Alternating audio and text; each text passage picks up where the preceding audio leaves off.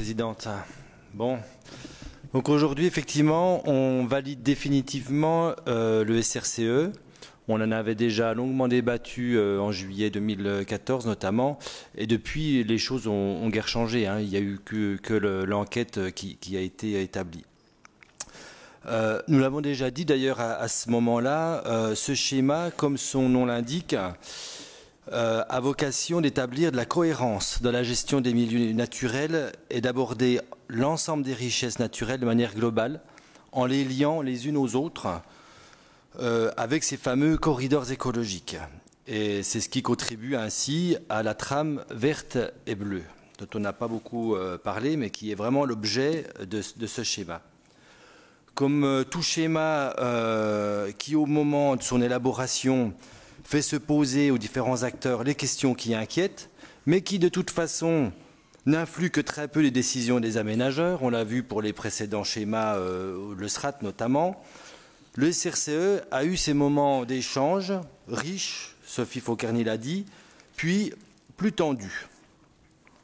La concertation s'est même terminée par des pressions extrêmement importantes des professionnels agricoles et forestiers afin de réduire au maximum le taux de couverture des réserves de biodiversité. J'avais évoqué longuement ce fait-là lors du débat en 2014 avec un calcul plus précis de ma part du nombre de pourcentage de surface de notre région en réservoir de biodiversité.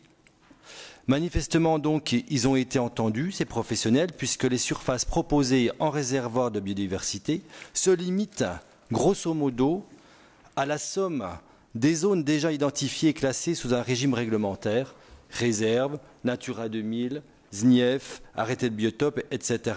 Sophie Fauquerny l'a dit tout à l'heure que c'était, grosso modo, cet espace-là qui était en réservoir également. Donc Patrick Georges ne devrait pas être inquiété puisque on les connaît déjà. Pour résumer, ce schéma ne s'est pas engagé sur l'avenir, mais reprend les classements du passé pour les relier entre eux et constituer la trame. C'est en fait la seule nouveauté, ce sont les corridors écologiques qui relient ces espaces. À cet égard, il est très regrettable, et je l'ai dit au dernier comité régional de trame verte et bleue, que le monde agricole et forestier ait confondu manifestement le mot réservoir du mot réserve.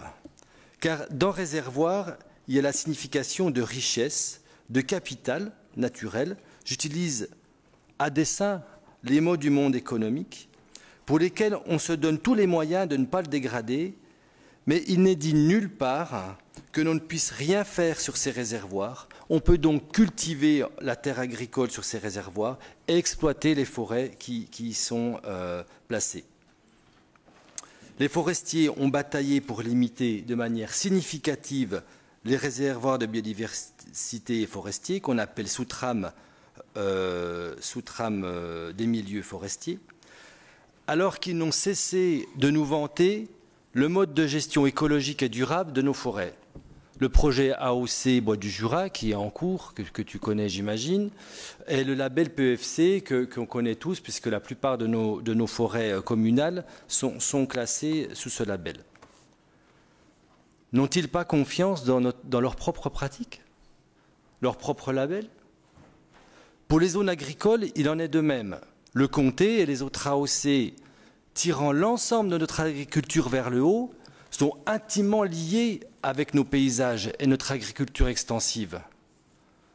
Ont-ils peur de ce modèle? Redoutent-ils de voir leurs parcelles inscrites dans un réseau de zones écologiques à préserver au point de les écarter de ce schéma?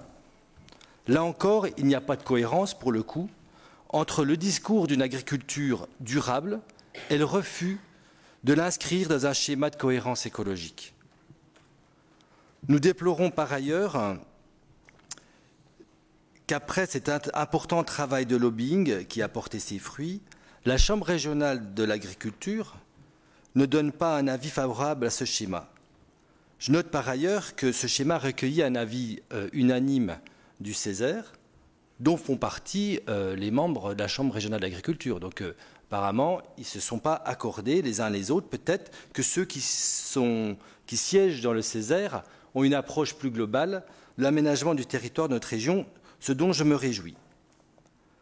Malgré tout, ce schéma a du mérite, celui d'avoir permis de travailler sur le long terme, avec un grand nombre d'acteurs, et d'avoir engagé une prise de conscience, même ici, sur l'enjeu des espaces naturels. Il a mis en lumière les relations systémiques du monde qui nous entoure et le lien permanent entre urbanisme, agriculture, biodiversité.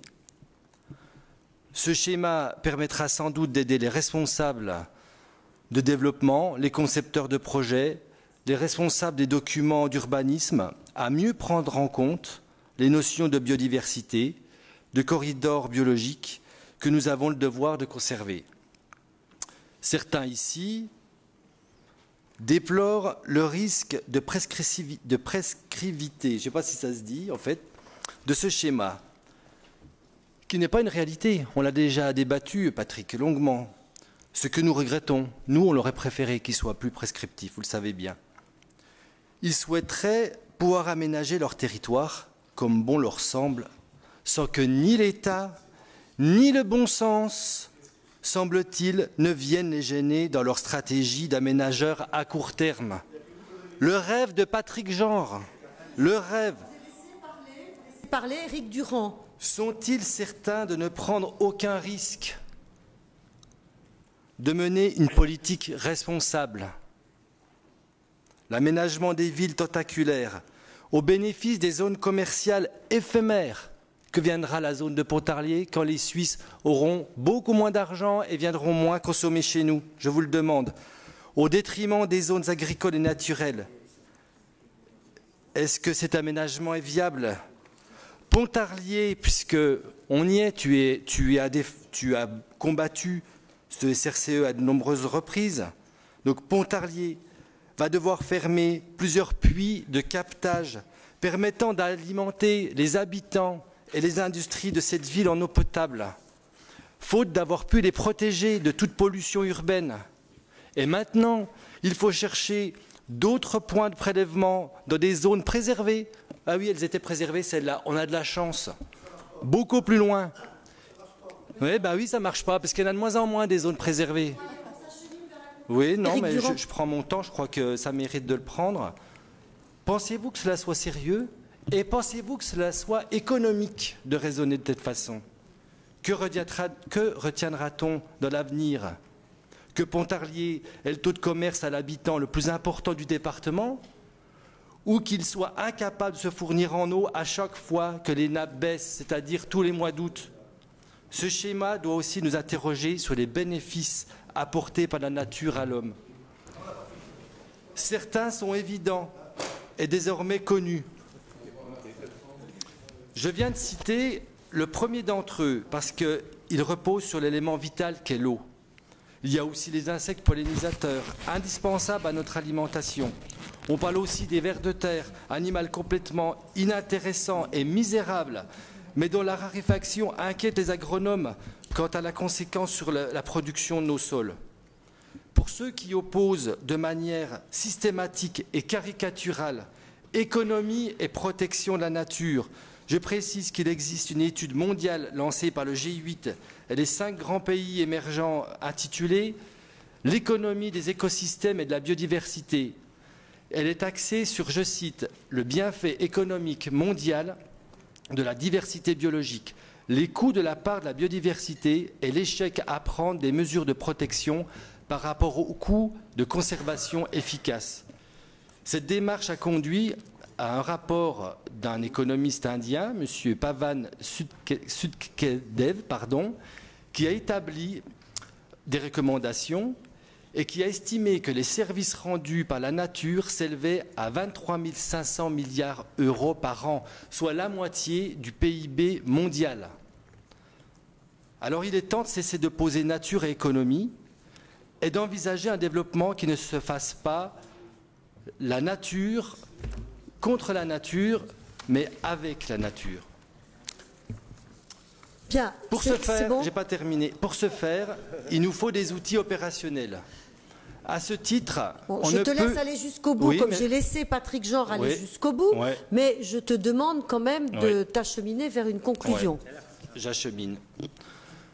On ne peut que se réjouir et soutenir l'initiative donc en matière d'outils opérationnels, l'initiative du plateau milieu naturel de la Maison de l'Environnement de constituer un observatoire de la biodiversité cité dans ce SRCE qui consiste en un vrai outil d'accompagnement aux décisions lors de l'élaboration de SCOT, de PLU, mais aussi de tout projet de gestion de milieu naturel agricole.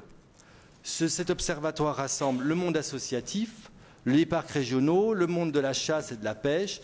Il doit intégrer de manière plus engageante le monde agricole dans ses missions. Il sera le seul observatoire régional de la biodiversité et c'est la raison pour laquelle il faut pousser davantage les organisations agricoles à y contribuer.